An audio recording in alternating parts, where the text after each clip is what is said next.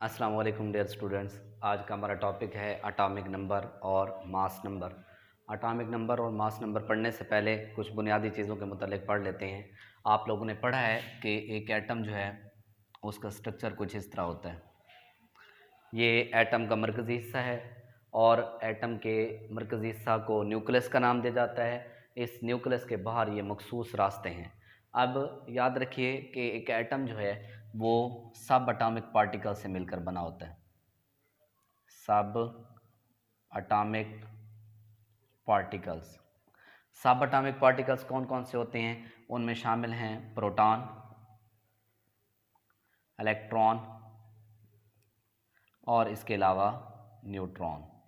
ये तीन जो हैं ये एटम के छोटे बुनियादी ज़रात हैं। इन्हें सब एटॉमिक पार्टिकल्स कहा जाता है। जब यही सब एटॉमिक पार्टिकल्स मिलते हैं तो इसके नतीजे में एटम बनते हैं। अब ये एटम का एक स्ट्रक्चर है। इस स्ट्रक्चर में ये जो मरकज़ी हिस्सा है जिसको हमने न्यूक्लियस का नाम दिया है, इस न्यूक्लियस के अंदर दो बुनियादी ज़रात होते हैं, प्रोटॉन और न्यूट्रॉन। प्रोटॉन और न्यूट्रॉन जो हैं ये एटम के न्यूक्लियस के अंदर पाए जाते हैं, जबकि न्यूक्लियस के बाहर ये जो रास्ते हैं इन रास्तों को नाम दिया जाता है शेल्स या एनर्जी लेवल्स या ऑर्बिट्स भी आप इन्हें कह सकते हैं। तो इलेक्ट्रॉन्स जो होते हैं वो इन ऑर्बिट्स के अंदर गर्दिश करते रहते हैं।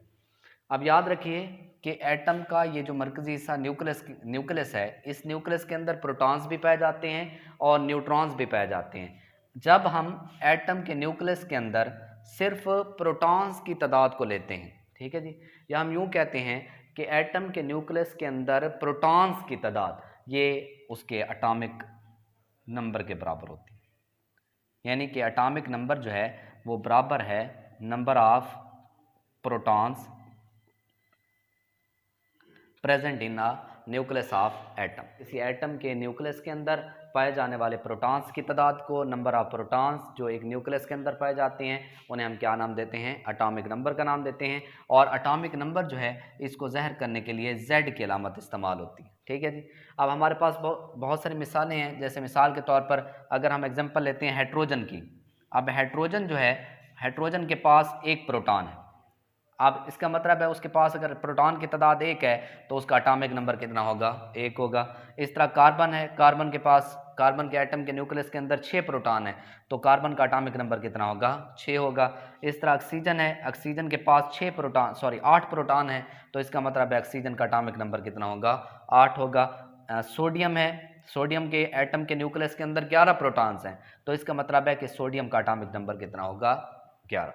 अलगर्ज एटम के न्यूक्लियस के अंदर जितनी प्रोटॉन्स की तादाद होगी वो प्रोटॉन्स की तादाद जो है वो उस एटम का, उस एलिमेंट का क्या कहलाएगा? एटॉमिक नंबर कहलाएगा। और इसको रिप्रेजेंट करेंगे Z से। उसके बाद नेक्स्ट हमारे पास है एटॉमिक मास या मास नंबर भी हम इसे कह सकते हैं। मास नंबर किसे कहा जाता है? जब हम एक एटम के न्यूक्लियस के अंदर प्रोटॉन और न्यूट्रॉन का मजमुआ लेते हैं, जितने प्रोटॉन्स हैं एटम के न्यूक्लियस के अंदर और जितनी तादाद न्यूट्रॉन्स की है, जब हम प्रोटॉन्स और न्यूट्रॉन्स की तादाद को जमा करते हैं तो उसे हम नाम देते हैं मास नंबर का। तो डेफिनेशन हम लिखते हैं कि sum of protons and neutrons in nucleus of an atom is called mass number. Mass number जो है इसको ज़ाहिर करने के लिए इंग्लिश का हर्फ ए इस्तेमाल होता है, यानी कि ए जो है ये रिप्रेजेंट करता है मास नंबर को।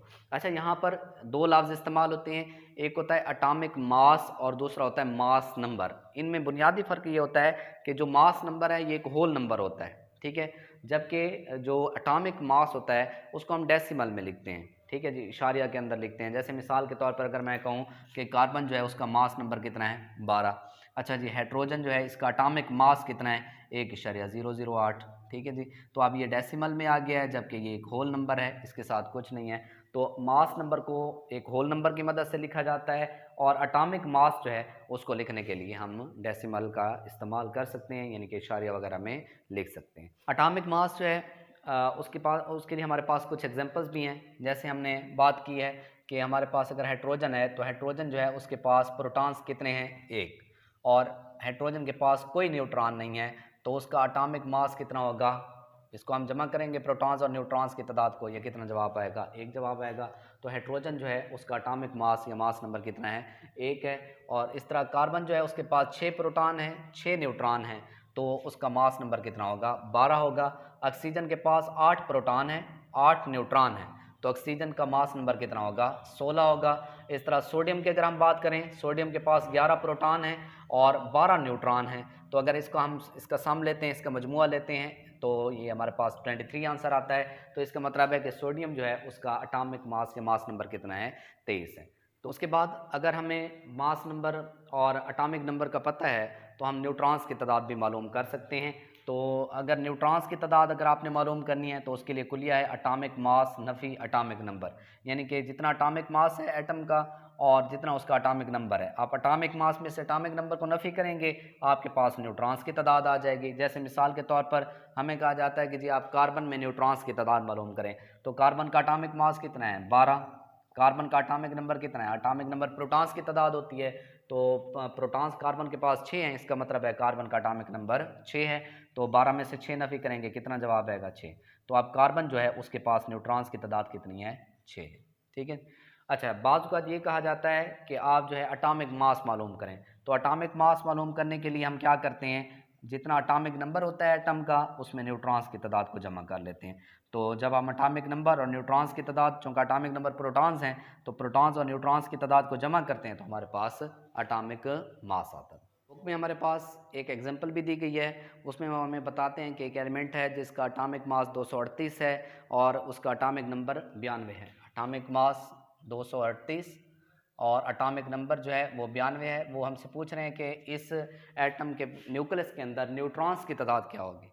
तो हमने पढ़ा है कि अगर हमें अटामिक मास और अटामिक नंबर दिया गया हो और हमने न्यूट्रॉन्स की तादाद मालूम करनी हो तो उसके लिए कुलिया है अटामिक मास नफ़ी अटामिक नंबर। तो यहाँ पर कीमतें दर्ज करेंगे। हमारे पास अटामिक मास कितना है, 238, अटामिक नंबर कितना है, 92।